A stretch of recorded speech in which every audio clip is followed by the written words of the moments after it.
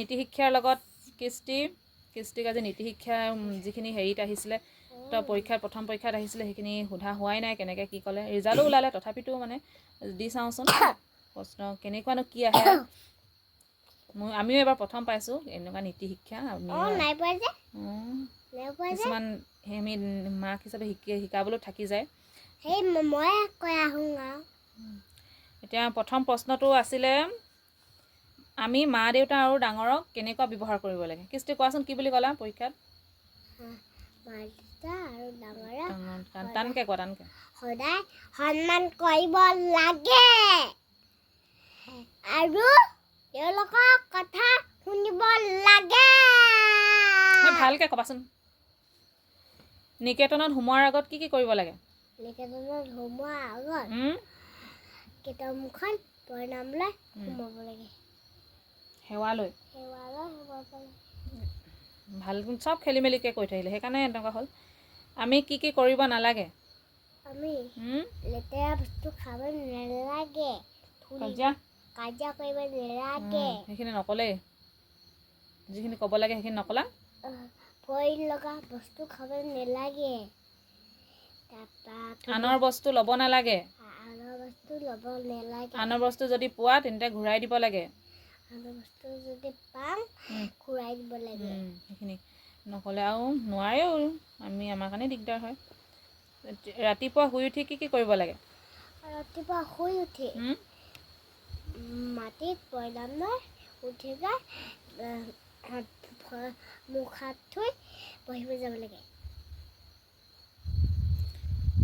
ভোজন কৰাৰ আগত কি কৰিব লাগে হাত মুখ ধুই ভোজন কৰিবলৈ লাগে আমাৰ স্বাস্থ্য ভালে থাকিবলৈ কি কৰিব লাগে আমাৰ স্বাস্থ্য ভালে থাকিবলৈ চাফ চিকুণ হৈ থাকিব লাগে সদায় ভালদৰে খোৱা বোৱা কৰিব লাগে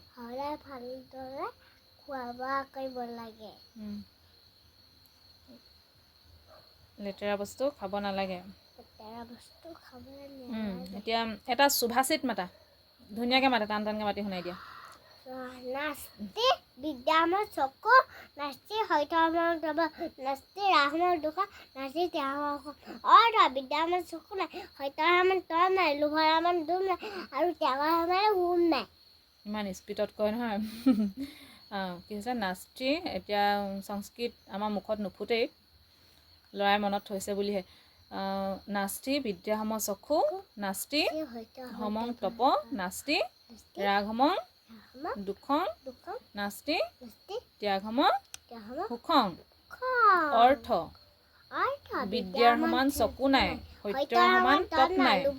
দুখ নাই আৰু ত্যাগৰ সমান হুম নাই সুখ নাই ক'বা আকৌ সুখ নাই লাহে তোমাক মই সেইদিনা কৈ পঠিয়াইছিলোঁ মায়ে লাহে লাহে মাতিবা দেই বুলি নহ'লে বুজিয়ে নাপায়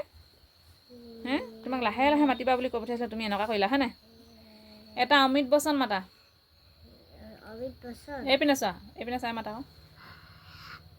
অমিত বচন আনে কি কৈছে সেই কথা ভবাতকৈ নিজে কি কৈছা সেই কথা ভবাহে বেছি দৰকাৰী ৰাজা ৰামৰাই হ'ল আত্মনিন্দা কৰিব জানিলে পৰিণিত পৰিস্থিতিৰ সন্মুখীন হ'বলগীয়া নহয় এয়াই নীতি শিক্ষা 25 নম্বৰীয়া পৰীক্ষা আহিছিলে ইয়াত লিখিব